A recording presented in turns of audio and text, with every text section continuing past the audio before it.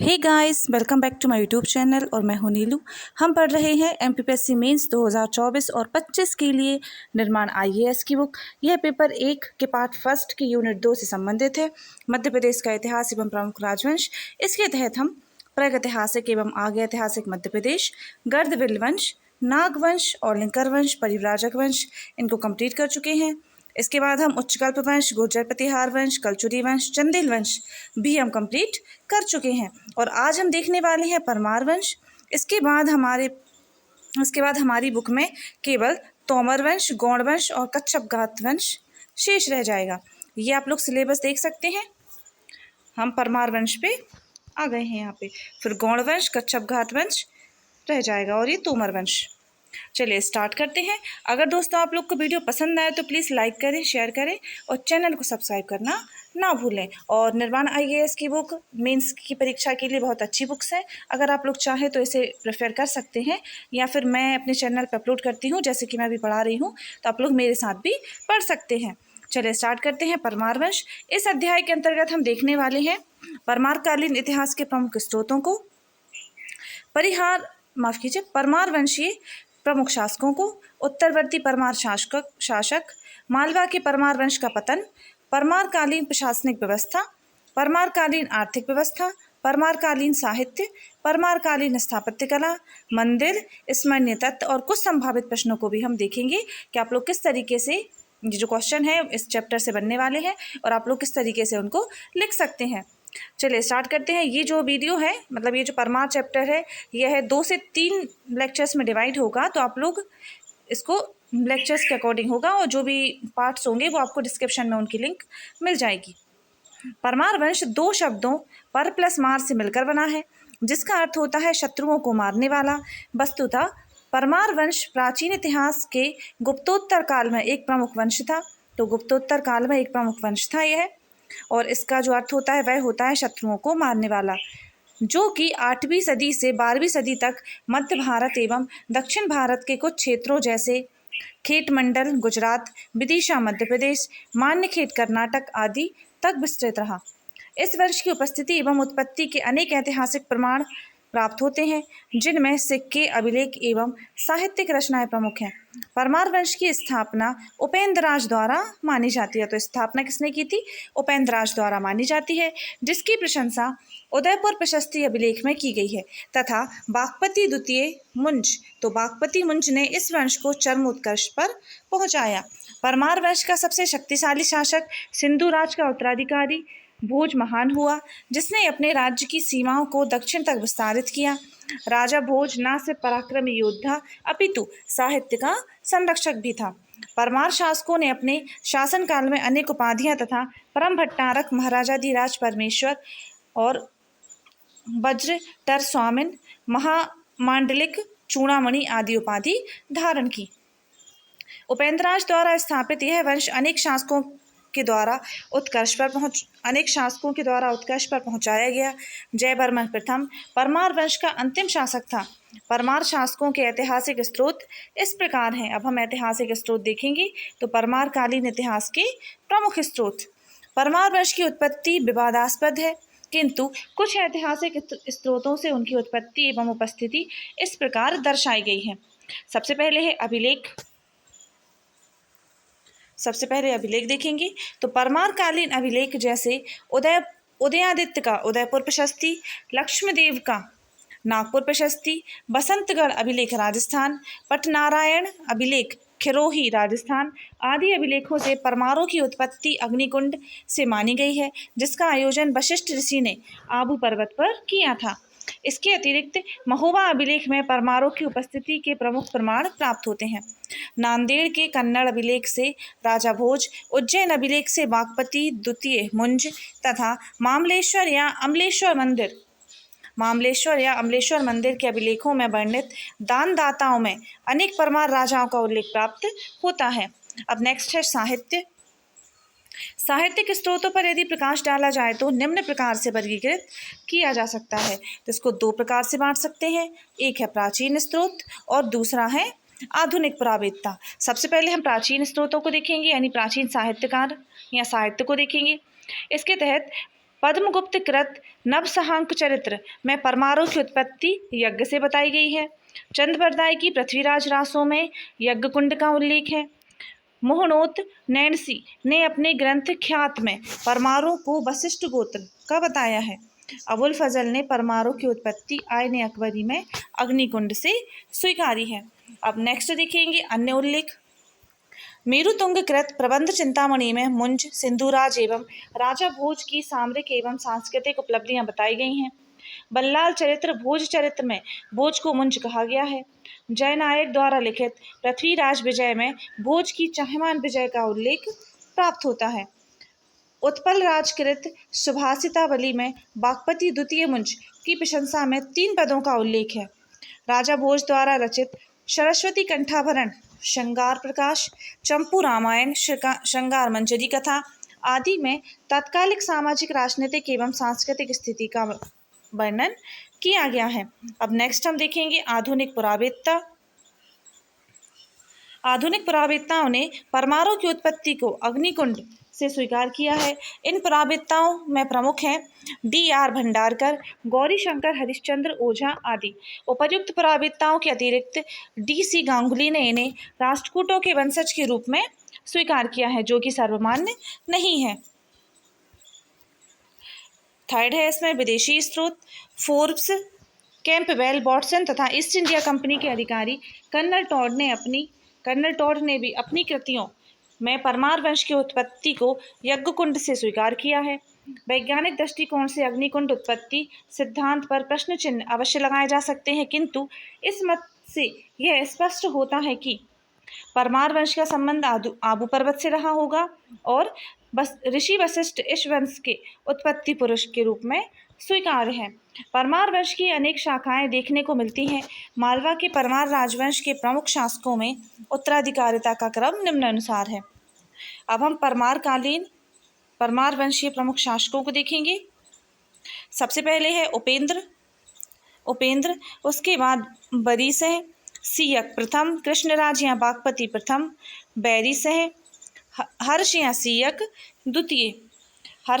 द्वितीय के बाद होगा बागपति द्वितीय या फिर बागपति मुंज, सिंधुराज, भोज, जयसेन और जयसेन के बाद होगा उदयादित्य प्रथम, लक्ष्मण देव, जगदेव, नरबर्मन देव, यशोबर्मन, जयबर्मन, बिंदबर्मन और देवपाल आखिरी होगा।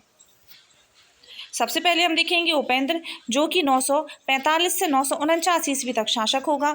इसके परिचय में देखें तो मुंज के दानपत्र में कृष्णराज को परमार वंश का नरेश बताया गया है। तो मुंज के दानपत्र में कृष्णराज को परमार वंश का नरेश बताया गया है, जो कि उपेंद्र का ही दूसरा नाम था, किंतु उदयपुर प्रशस्ति एवं नवसहांक चरित्र दोनों साक्ष्यों में उपेंद्र को परमार वंश का क्रमशः 6वां एवं 7वां शासक बताया गया है।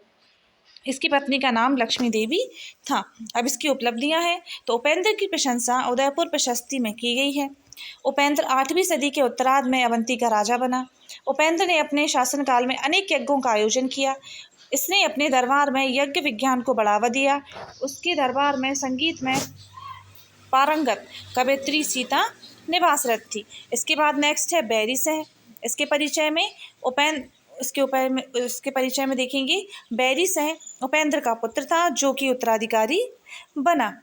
उपलब्धियों की बात करेंगे अगर तो उदयपुर प्रशस्ति के अनुसार बैरीसह ने चतुर्दिक समुद्र से आवर्त क्षेत्र पर विजय प्राप्त की, अर्थात इसका साम्राज्य समुद्र तट तक विस्तृत था।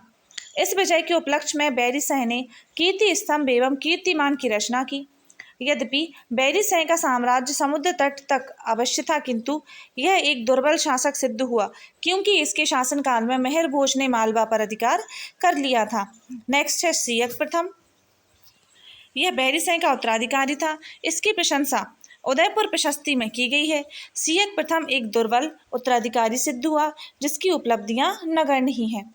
अब नेक्स्ट होगा कृष्णराज या बागपति प्रथम। यह सियक प्रथम का उत्तराधिकारी था तथा इसके नाम का उल्लेख नवसहांक चरित्र एवं उदयपुर प्रशस्ति में किया गया है। यह पाल नरेश महिपाल तथा प्रतिहार राजा महेंद्रपाल प्रथम के समकालीन था। इसकी प्रमुख रानी के रूप में कमला देवी का नाम आता है। बागपति प्रथम ने परम भट्टारक महाराजाधिराज परमेश्वर की उपाधि धारण की थी। इसके बाद नेक्स्ट हम देखेंगे बैरिसय द्वितीय। यह कृष्णराज बागपति प्रथम का उत्तराधिकारी था, जिसका एक अन्य नाम वज्रट स्वामिन भी था।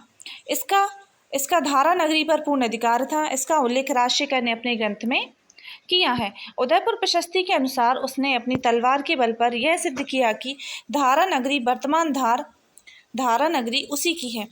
इसने अपनी राजधानी उज्जैन से धार स्थानांतरित की थी। बैरिसय द्वितीय के शासनकाल में परमारों के अधीन सबसे छोटा राज्य क्षेत्र था। तो बैरिसय द्वितीय के शासनकाल में परमारों के अधीन सबसे छोटा राज्य क्षेत्र रहा। अब नेक्स्ट हम देखेंगे सियक द्वितीय, जो कि हर्ष है इसका नाम। सियक द्वितीय बैरिसय द्वितीय के पुत्र सियक द्वितीय ने 972 ईस्वी में परमार वंश की सत्ता संभाली। यह परमार वंश का एक महान शासक था। इसके अन्य नाम हर्ष, सहदत्त भट्ट भी प्राप्त होते हैं। इसने अपने पुत्र बागपति द्वितीय के लिए अपने जीवन काल में ही सिंहासन का त्याग कर दिया था। अब इसकी उपलब्धियां हैं। इसने स्वयं को स्वतंत्र घोषित किया तथा महाराजाधिराजपति एवं महामांडलिक चूड़ामणि नामक उपाधियां धारण की। नवसहांक चरित्र में सियक द्वितीय की विजयों का उल्लेख विस्तृत रूप से प्राप्त होता है। इसने हूणों पर भी विजय प्राप्त की। हर 16 दानपत्र से ज्ञात होता है कि इसने चालुक्य नरेश योगराज को पराजित कर माही नदी के पश्चिम में तथा खेटक मंडल गुजरात पर भी अधिकार कर लिया। इसका राज्य उत्तर में बांसवाड़ा राजस्थान से, दक्षिण में नर्मदा नदी के तट तक तथा पश्चिम में खेटक मंडल गुजरात से पूर्व में विदिशा तक विस्तारित था। सियक द्वितीय ने अपने राज्यकाल के अंतिम समय में राष्ट्रकूटों की राजधानी मान्यखेट कर्नाटक पर अधिकार कर लिया। अब नेक्स्ट है बागपति द्वितीय या फिर मुंज, जो कि 974 से 994 ईस्वी तक शासक होगा। इसके परिचय में देखें तो बागपति द्वितीय तथा मुंज सियक द्वितीय का पुत्र था, जो 974 ईस्वी में राजगद्दी पर बैठा। इसके अन्य नाम मुंज, उत्पल, बागपति मुंज आदि थे। इसने अमोघ वर्ष, श्री वल्लभ, पृथ्वी वल्लभ नामक उपाधियां धारण की। उपलब्धियों की बात करें तो बागपति द्वितीय ने हूणों को भी पराजित किया था, जिसकी पुष्टि उसके गांवरी अभिलेख से प्राप्त होती है। इस अभिलेख में उल्लेखित है कि बागपति ने हूण मंडल में स्थित बणी का ग्राम ब्राह्मणों को दान दिया था, जो कि उसकी धार्मिक प्रवृत्ति को दर्शाता है। अब विजय एवं राज्य विस्तार देखेंगे। बागपति मुंज ने मेवाड़ के गोहिल शासक शक्ति कुमार को पराजित कर उसकी राजधानी अघाट को नष्ट कर दिया। बागपति द्वितीय ने गुर्जर प्रतिहार नरेश विजयपाल को परास्त कर उज्जैन छीन लिया था। बागपति द्वितीय ने चाहमानों को परास्त किया था। DC गांगुली के अनुसार बागपति द्वितीय ने अपने सैन्य अभियान में आबू पर्वत पर अधिकार कर लिया था। कलचुरी नरेश युवराज द्वितीय को बागपति द्वितीय ने परास्त कर त्रिपुरी वर्तमान जबलपुर पर अधिकार किया था। तो कलचुरी नरेश युवराज द्वितीय को बागपति द्वितीय ने परास्त कर त्रिपुरी वर्तमान जबलपुर पर अधिकार किया था। प्रबंध चिंतामणि में बागपति द्वितीय द्वारा तैलब को 1 से अधिक बार हराने का उल्लेख मिलता है। बागपति मुंज ने 6 बार चालुक्यों को युद्ध में परास्त किया था, किंतु अंत में मुंज ने अपनी मंत्री परिषद एवं सलाहकारों की राय ना मानते हुए पुनः चालुक्य पर धावा बोल दिया, परंतु इस बार उसे बंदी बनाकर उसकी हत्या कर दी गई। अभिलेखीय साक्ष्यों के आधार पर विद्वानों ने बागपति मुंज की मृत्यु को 995 से 997 ईस्वी के मध्य माना है। संभवतः बागपति द्वितीय की मृत्यु निस्संतान हुई थी। इस कारण उसका उत्तराधिकारी उसका छोटा भाई सिंधुराज हुआ। अब नेक्स्ट हम देखेंगे इसका मूल्यांकन। तात्कालिक साहित्यों में बागपति द्वितीय को एक महान सेनानायक, योद्धा, कवि और विद्वानों का संरक्षणकर्ता के रूप में स्मरण किया जाता है। अब नेक्स्ट होगा यहाँ पे सिंधुराज, जो कि 997 से 1010 ईस्वी तक शासन करेगा। सिंधुराज बागपति मुंज का छोटा भाई था, जो 997 ईस्वी में सत्तारूढ़ हुआ था। माफ कीजिए। नवसहांक चरित्र से प्राप्त साक्ष्यों के अनुसार सिंधुराज ने अपने शासनकाल के प्रारंभ में ही भोज को युवराज घोषित कर दिया था। इसका विवाह नागवंश की राजकुमारी शशि प्रभा से संपन्न हुआ। इसका संघर्ष भी चालुक्यों से चलता रहा तथा अपने अल्पकालीन शासनकाल में चालुक्यों से पराजित होकर मृत्यु को प्राप्त हुआ। इसकी उपलब्धियों में अब देखेंगे हम। इसके द्वारा धार में शिवलिंग की स्थापना की गई थी। सिंधु राज ने नवीन साहसांक, कुमार नारायण, मालविका मृगांक, अवंती तिलक, अवंतीश्वर, परमार महाव्रत तथा मालवराज नामक उपाधियां धारण की। सिंधु राज ने अनेक विद्वानों को संरक्षण दिया, जिसमें पद्म गुप्त का नाम प्रमुख है। अब इसकी विजय और साम्राज्य विस्तार। सिंधु राज का प्रथम अभियान संभवतः कुंतलों राष्ट्रकूटों के विरुद्ध था, जिसे पद्मगुप्त ने वर्णित किया है। सिंधु राज की हूणों पर विजय का विवरण। तो सिंधु राज की हूणों पर विजय का विवरण नवसहसांक चरित्र तथा उदयपुर प्रशस्ति से ज्ञात होता है। सिंधु राज ने कौशल नरेश कलिंग राज पर विजय प्राप्त की, जो कि संभवतः कोक्कल प्रथम कलचुरी का भाई था। अब नेक्स्ट होगा भोज परमार, जो कि 1010 से 1055 ईस्वी तक शासक रहेगा। भोज परमार, इसके बाद का जो रह गया है चैप्टर, ये हम करेंगे कवर इसको नेक्स्ट वाले वीडियो में। दोस्तों, एक इन्फॉर्मेशन है आपके लिए, एमपी एग्जाम अकेडमी पर मध्य प्रदेश की सबसे सस्ती और गुणवत्तापूर्ण मेंटरशिप प्रोग्राम चालू है। तो अगर आप लोग चाहें तो आप लोग उसको ज्वाइन कर सकते हैं। उसमें आपको प्री और मेंस दोनों की तैयारी कराई जाएगी आपको। तो लगातार 5 महीने जब तक की नोटिफिकेशन नहीं आता है 2025 वाले प्री का, तब तक आपको प्री और मेंस की तैयारी कराई जाएगी।